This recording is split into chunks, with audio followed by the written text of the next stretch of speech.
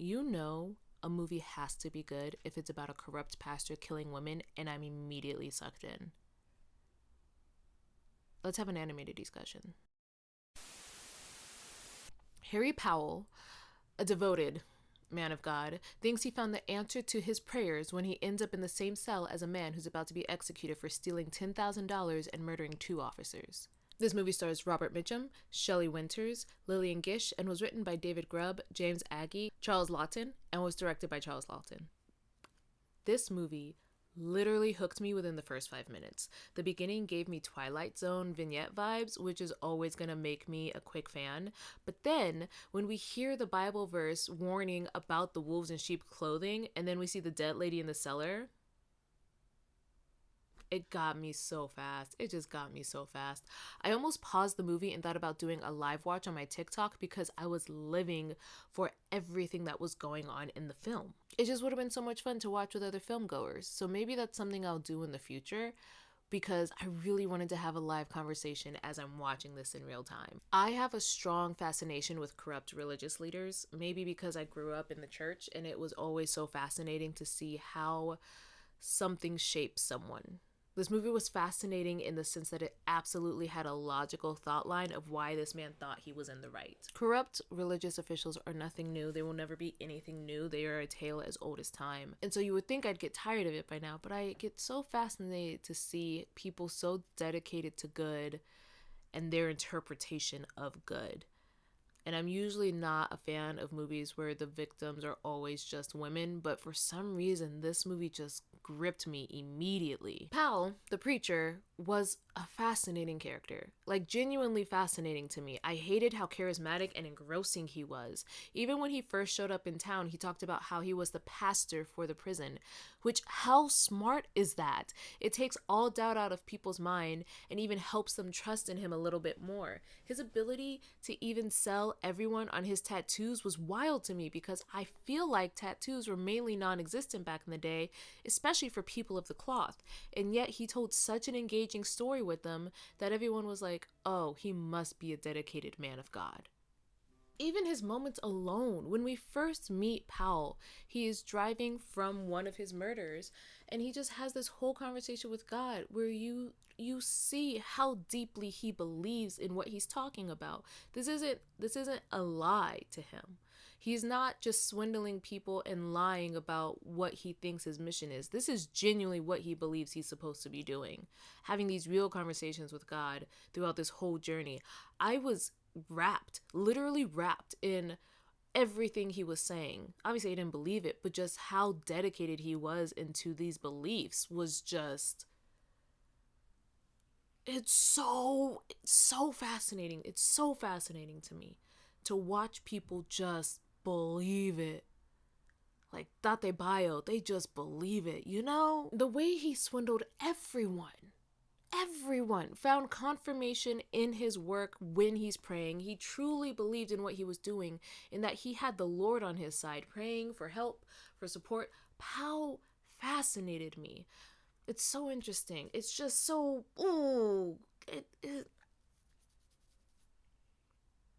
it's a head scratcher, quite literally.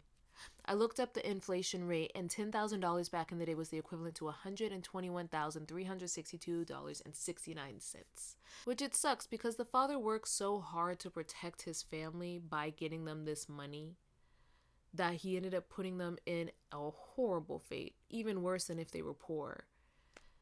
And that is a whole commentary on being poor, isn't it? That it's better to risk your life to steal money so that your kids have a better future, as opposed to just trying to be there.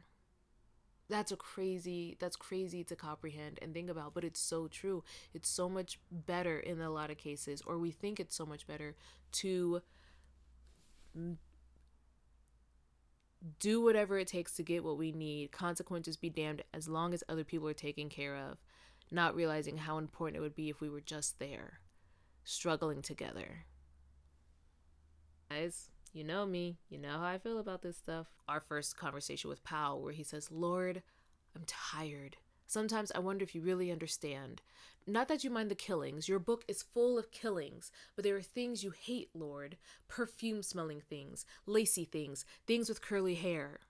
It shows how logical his thought process is, especially when you take into account that the Bible is written by men.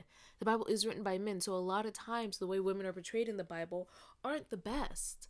They are not the best. They don't get as much of a fair backstory as men do. So it does make sense that God wouldn't mind the killings. The book is full of killings. If you've read the Bible, it's R-rated, some cases X-rated, and women can be the villain a lot of times in the book. Obviously, there are men villains as well. Whatever, I digress. But it's just you can see his logic and how, in some ways, it almost seems kind of sound. Just a little bit, a smidge. The song, the song is like leaning, leaning on the everlasting. It has now officially joined the ranks of Tiptoe Through the Tulips in my playlist of terrifying music, and I'm not here for it. I'm not excited because honestly, I kind of used to like the song, and now terrified. I'm wondering if this is the first time they used a song to introduce a villain continually, because if this is the first time that's ever been used, that's awesome to me. It was so good. It was so good how they did that.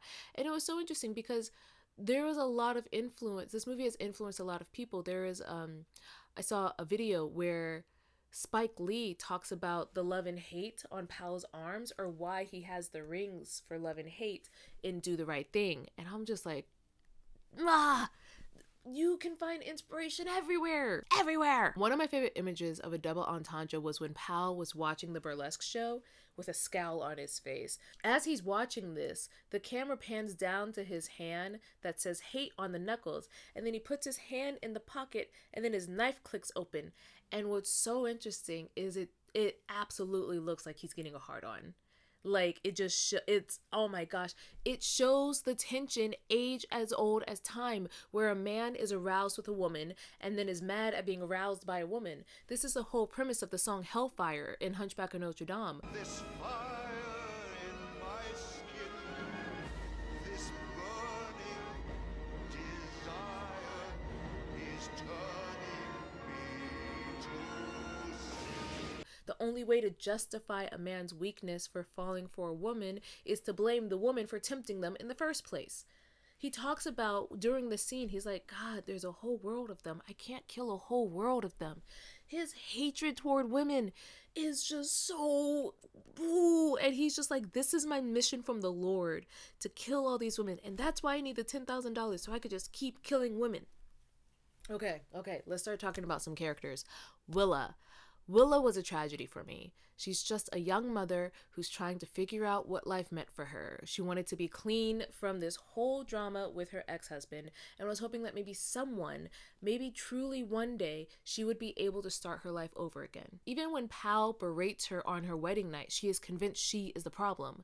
When she is at the church giving her testimony, she blames herself for her deceased husband's actions, saying he did it because she wanted pretty things. We all know this isn't true, because Harper in the prison says he stole the money because he would see kids hungry in the woods, and he wanted to make sure his kids never wanted for anything. So not only did Willa not truly know her husband, she was easily manipulated, and she believed that the whole thing was her fault.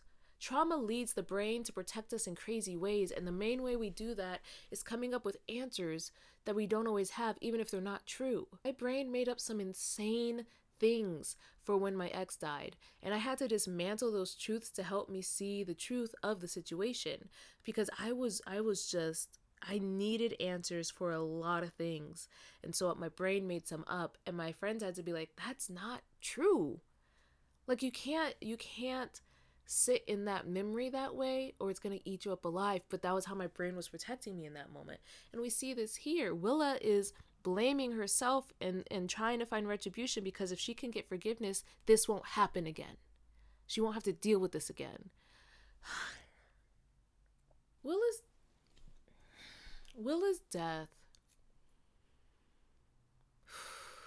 death is so poignant. Her finding out the truth about Pal, taking his slap like it was nothing. There was no noise in response. I've only seen one other good slap like that, and it was in a Korean K-drama called Heirs. I rewound that moment numerous times. She takes the slap and she says, The money might have brought us together, but God used you to cleanse me. She doesn't even scream when she dies. I don't know if she doesn't think about her kids in that moment or if her brain has just shut down, but she has found peace with her life and is happy because she is pure.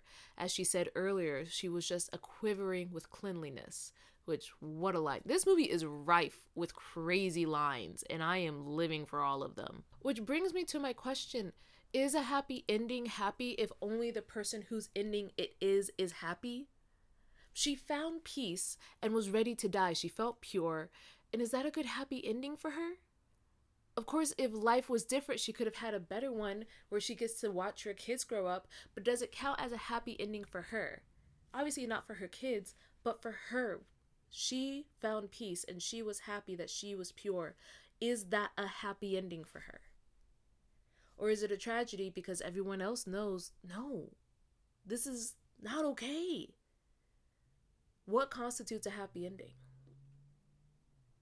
I don't know. This ties into Ruby later when we meet Ruby, and she's a tragedy all in her own right. The only guy who showed her attention without asking for anything in return is a serial killer. You see her obsession with him when everyone is running away and she still looks at the jail saying that everyone is wrong about Preacher Powell. You see how enamored she is. It's such a showcase to find out how quick and easy it can be to find out what someone is missing and use that longing to trap them forever.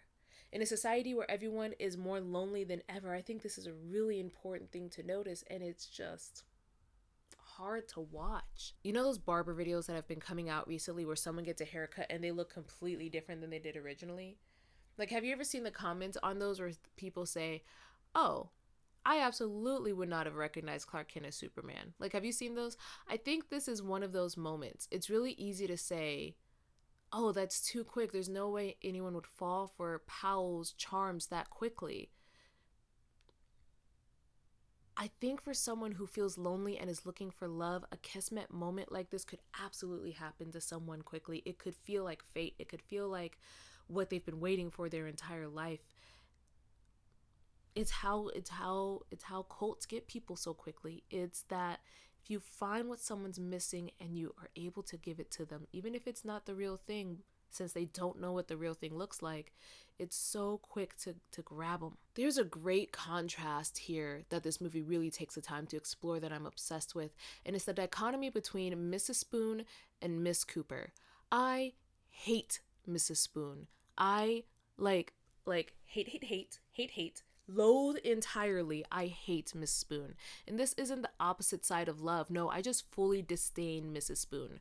Her whole focus on what is decent is so much more important to her that she forgets discernment. She goes completely based on appearance. She doesn't ask questions. She doesn't try to survey this new man. All she knows is that this is a man of the cloth, and that's all we need to focus on. That's all that matters in this. You can tell she doesn't believe in love or romance. You can hear it in her quote when she says, when you've been married to a man for 40 years, you know that all that don't amount to a hill of beans. I've been married to Walt that long, and I swear in all that time, I just lie there thinking about my canning. A woman's a fool to marry for that. That's something for a man. The good Lord never meant for a decent woman to want that. Not really want it. It's all just a fake and a pipe dream.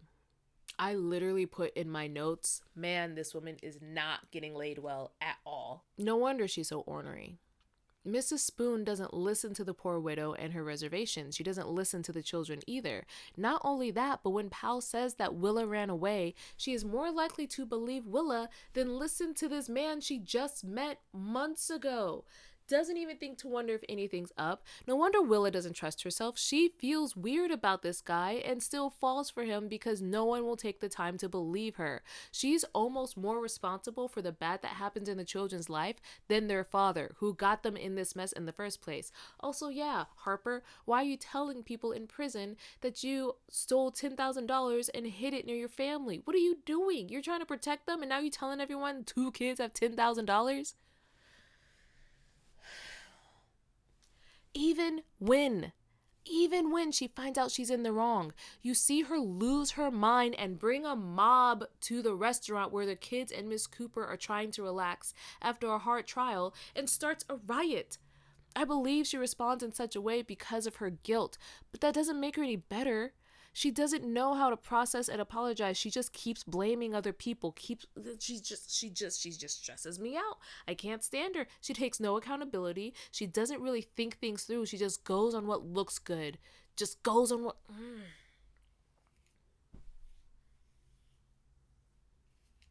I just get so mad when a woman's issue becomes another woman. Guys, life's hard enough for us as it is. We need to support each other. Please. On the flip side, we have Mrs. Cooper, who quotes the Bible often and reads the kids' stories. You can see it in the way she cares for them and how safe she comes off, because there's this moment where John just starts to play toward her with her hand toward the end of the movie.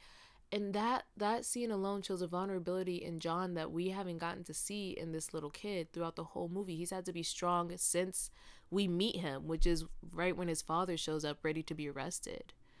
This is the perfect example of religious versus spiritual. Mrs. Spoon does everything by the book, is hyper religious, and expects everyone else to be that as well. Miss Cooper is spiritual. She listens to those around her, cares more for how everyone feels over what looks right, and then protects those who are in her care. I'm obsessed with Miss Cooper. Miss Cooper is, I love Miss Cooper as a character so much. You would think those would be the only two purposes of Miss Cooper, to showcase the difference between her and Mrs. Spoon, as well as save the children. But no, there's also a dichotomy between her and Powell. Miss Cooper's such a good character. I love Miss Cooper. Okay, both of them don't think too highly of women. Powell is convinced God hates women. Cooper is convinced women are weak. You can even see it as Cooper says, women are such darn fools. And when you see the owl hunting the rabbit while Powell is hiding around Cooper's house, Cooper watches the hunting and then states, it's a hard world for little things. And you can tell she has an empathy for women. She struggles with them. She thinks they're weak, but she also has an empathy for them. Powell makes it obvious in the scene we talked about earlier when he talks about how God hates lacy things. And then again, when he's watching the burlesque show, he just hates women. He thinks they are a sin God created, or something God created that just decided to turn evil. He hates women. Powell and Cooper both have a disdain for women rooted in their weaknesses. As we mentioned before, Powell hates how he gets aroused by women, and that's one of the reasons why he kills them all. I'm sure there's more, but I think that's part of it. Cooper has a talk with Ruby where Ruby mentions that she's been going to the store to meet with men, and Cooper says, "Oh, you were looking for love in the only way you knew how." This is tied to the statement that Cooper makes about wanting the love of her son and realizing she's not going to get it. You can see she almost wishes she didn't need it. And that ties back into her saying women are weak. There's an empathy there because she feels that weakness within herself. And so they both have this rough relationship with women as a whole, but you can see one reacts in empathy and the other one reacts in disdain, and it is just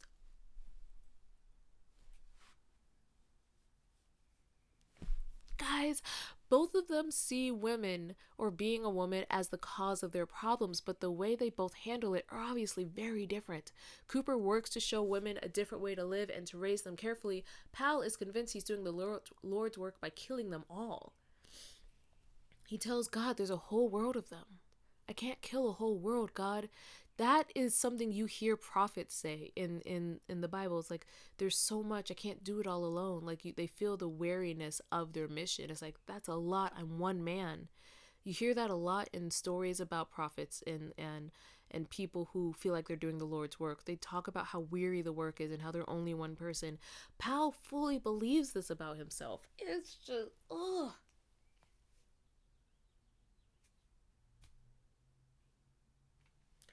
One of my favorite shots in the movie is when Powell and Cooper are having a duet singing the same song. And you see them both in this same shot. You can tell they have met their match. Miss Cooper is more prepared for it than Powell, and Powell is underestimating who he is dealing with. And Cooper is very much aware of who she's dealing with. She understands immediately. Once John told her, "That's not my dad," you saw Cooper lock in, and she knew something's wrong here.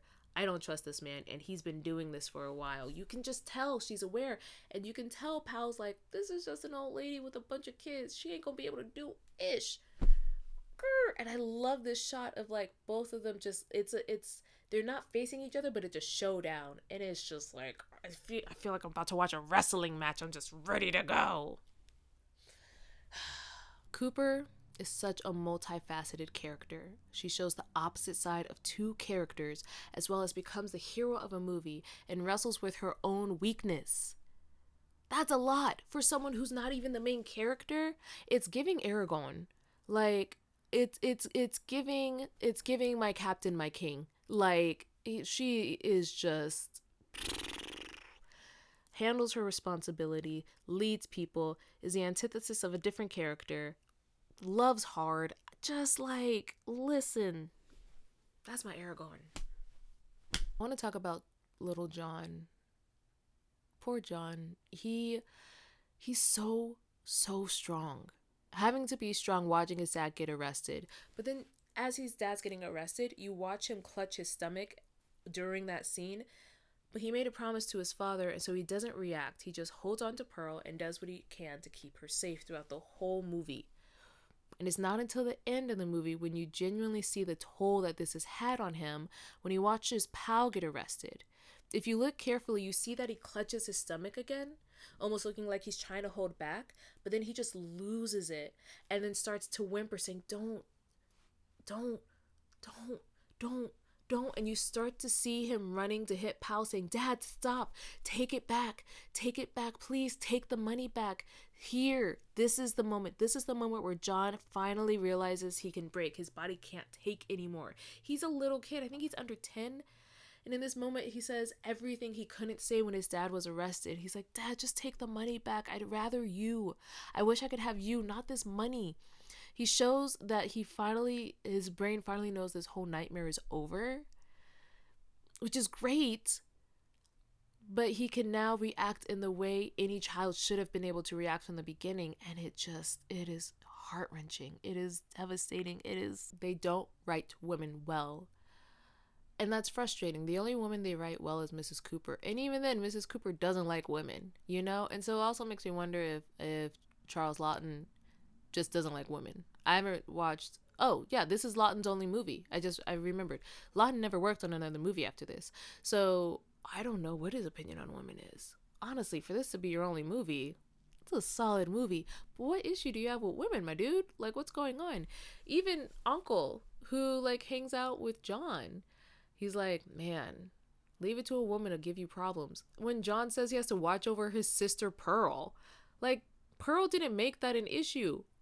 John's dad made that an issue. And then he, like, looks at the photo of his wife and he's like, even in her death, she's always staring me down. Move the photo! Move the photo! I know you miss her, but, like, don't blame her. This whole movie blames women. And you would think I would hate it, because I usually do. But this movie is so engaging. I'm very sad that Laughton doesn't have any more movies under his belt, because this is just really good. Unfortunately. This might become one of my favorite horror movies. I don't watch a lot of horror because I'm a coward. We've talked about this. It's the one thing you all definitely know about me. I get scared so easily, but I love the concept of horror. Like, I look up the Wikipedias of horror movies and just read the synopses because I want to be able to watch more of them. My absolute favorite horror movie is Carrie, the original one. This might be a close second. Some honorable mentions are Sinners, though I don't really count that as a horror, Weapons, and the original Halloween, and I love Hell House. I hate Hell House, but I love Hell House. This is up there. Oh, Hell House is so good. I want it to be more of a favorite, but I literally listened to it more than I watched it and still had to sleep with the lights on for 3 weeks. So, bit of a struggle. Anyways, overall, I give this movie 4.7 out of 5 dolls. This movie's awesome. It's probably in my top 10 so far for this whole 100 I've been doing. I love this movie, and I hate that I loved it, but it's so good. Let me know if you guys want me to do a live watch of a movie on the list next time. That way we could talk about the movie together before I record this episode. I'll either do it on TikTok or maybe we can make a Discord. That's all the time I have today. Don't forget to like and subscribe. As always, I hope you have an amazing day and see you later.